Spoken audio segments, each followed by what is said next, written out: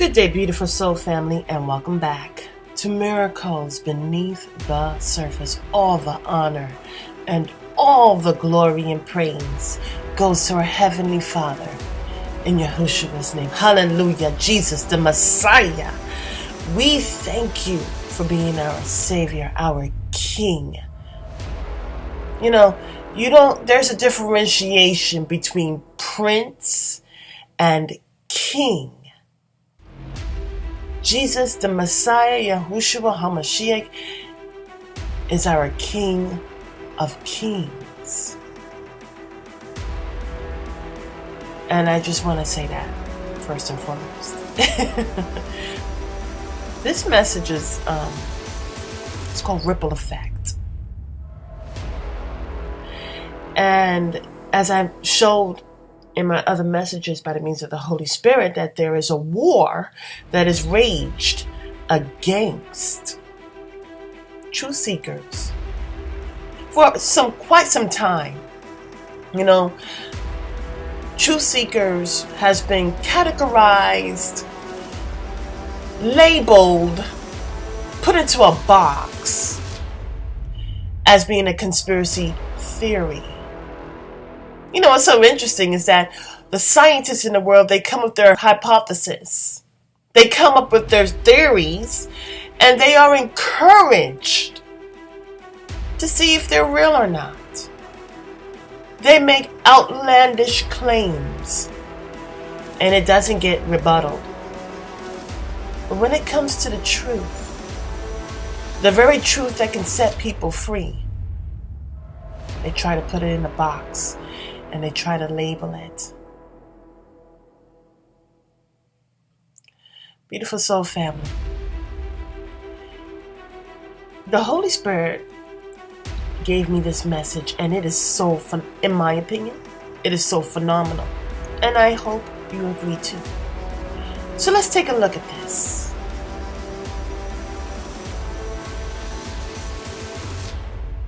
In some movies, maybe even you have done this yourself, if you're looking at a lake and you see the sereneness, you see a reflection, and you throw a pebble. You try to make it skip throughout the water. And what happens?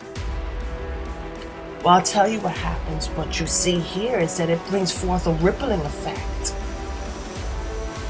You see, the thing about it is, the reason why there is a wage against the truth seekers, war, a battle, really, because the war is won by love. Love has the final say. God is love, okay? And the thing about it is, beautiful soul family, is that, an illusion, a magic trick, right? Usually they try to keep the magic trick, the secrets of that hidden. Because once you know the secrets of it, it's no longer something that can captivate you. You will not be amazed by it and anything. You get bored by it. You simply move on. And the thing about it is that when the magician is bringing forth a facade that they want the general population to fall to, it takes time. Okay? Now, it's like painting a picture and giving it time to dry. Now, anything that happens in between that time of its drying period, it's crucial. Because if someone comes near that artwork while it is drying, then there could be a smear, which will throw off the whole picture. And so the Holy Spirit was showing me the water and the person throwing the pebble in the water. and seeing the ripple effect. Once you see that ripple effect, you're not really getting a full clear visual of that image that is being reflected off of the water. You see, at a period, a long time ago, we were like, I would say, between 97, maybe 87 and 97% water. And as I mentioned in another video some years, maybe a year or so ago, that is receding. I think I said it, yeah, it must have been last year, but I've always been talking about how we need to watch the water, especially the pollution and all of that. Anyways, it's not me, it's the Holy Spirit, okay? So the thing is that reflection. See, they know that we are created to reflect the image and likeness of our Heavenly Father. But with their manipulations, they are able to cause us to reflect the world. And anything that is like our eyes to a degree can be a projector. I mentioned that in another video. Anyways, based on what we are focusing on is what we will see. That is why programming has been so sadly successful all these centuries, decades, right? Now, mind you, the subtlety in it is really about the ingestion of it, letting it set. Okay?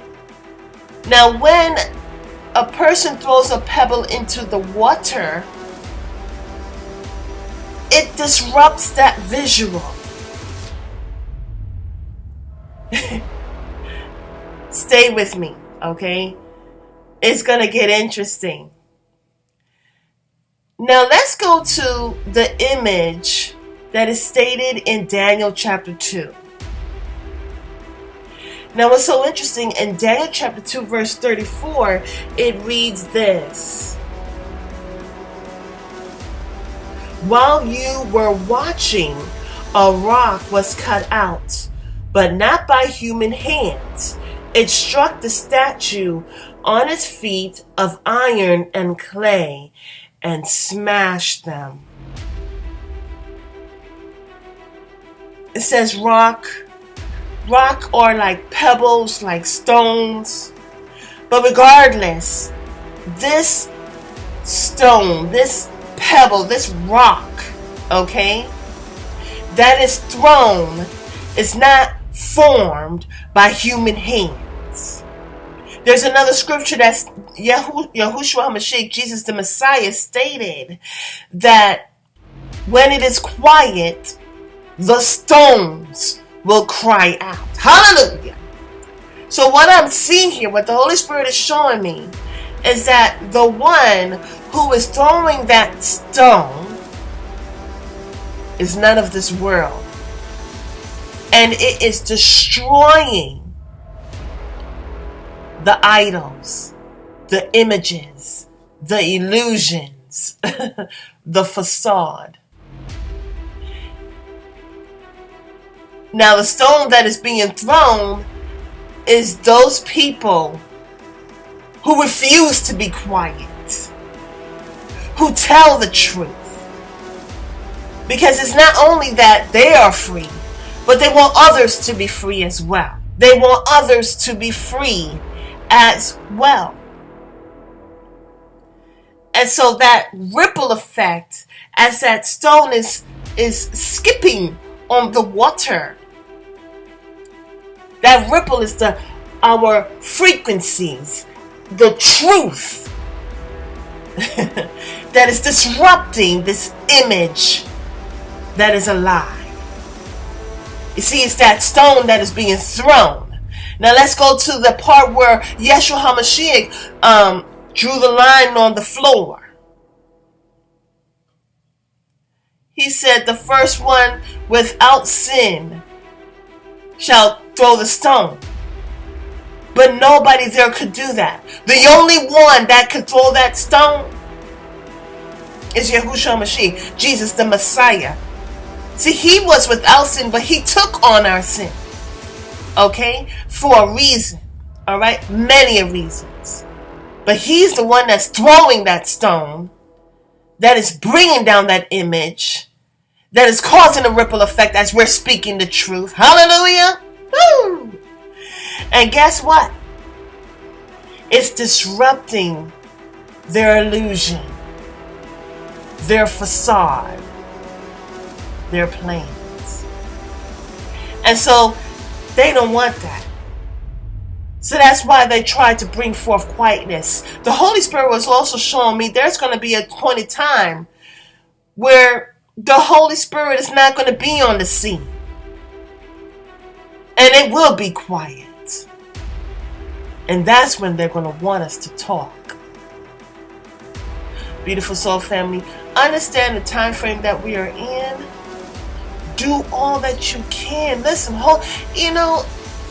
when you do wrong, it's not easy to admit when you do wrong. But when you hold yourself accountable and you say, Father, I hold myself accountable. I humble myself to your throne. I need your mercy. Just like the tax collector that had that humble prayer, could not even look up. Said, I cannot leave this prayer. This is it. I will not leave this prayer without your mercy. I need you. And that's all that it takes. It doesn't take a crowd. It doesn't take friends and family. It only takes you. You know what? I was holding this for something else. But hallelujah. This is not about a time of holding things back. You see, the Holy Spirit was also showing me in the account of Hannah. She was married to a man named Elkanah. And if I looked at my notes, I like to look at the meanings of names. And I'm gonna put that in another message. I just want to touch on this for a second. Did I write it down? Was it this one? I tell you, I gotta write it down. So Elkanah's name means God has purchased. I'm going to leave that for another message. The main point here is that for years, Elkanah was going to worship, and he would bring back portions of meat. See, because he had 2 wives. Okay, so he would give a good amount of portion to his first wife and the children and their children. But he would give a double portion to Hannah, to make her feel good and loved. But when it comes to love, no material gains can really suffice love.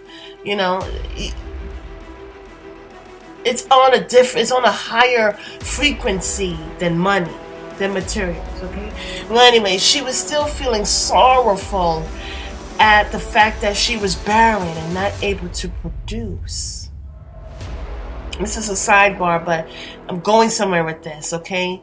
Now, the thing about it is that the first wife, she just knew how Hannah was feeling, and she pressed in, and she just did so much. Peninnah, she did so much. She was tormenting her, and I encourage you to read it. It shows that Hannah was so anguished that she went to God. See, before it was just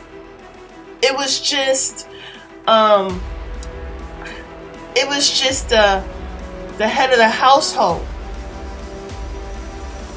But she was so enraged and had enough is enough that she went to God. And she was in sorrow. She didn't really speak words out loud, and Eli the prophet thought that she was drunk or something. And she said, no, she's not drunk, but she is just at a point of where she needs God's help. And because she went to God, not through somebody else, but that she went to God and humbled herself before his throne, her prayer was answered. You see, what's so interesting, beautiful soul family, that when the husband went, he was dealing with the two sons of Eli, which were treacherous in their own way. They weren't even really fulfilling their purpose. They had a title, but they weren't fulfilling their purpose to where their prayers were being heard by God Almighty. But when Hananiah went and humbled herself before the throne and was doing that heartfelt prayer, is when that prayer was answered. Woo! You don't need anybody, beautiful soul family. All you need to do is hold yourself accountable, get down on your knees, and have that heartfelt prayer. And watch God, hallelujah, be present in your life. You see, the stones that are crying out, that are used, hey, by our Heavenly Father, by Yahushua HaMashiach, our King and Savior, to destroy those images, to destroy those idols, to destroy that system that is trying to reflect upon the water, is being destroyed. And that's what they don't want. So, beautiful soul family, thank you so much. I encourage you to check out those accounts in the Bible. And I encourage you to get on your knees, if you have not as yet, and humble yourself before the throne. And receive your healing, your personal healing and thriving relationship that cannot be taken away, even if they tried. Have a beautiful and wonderful day. God bless.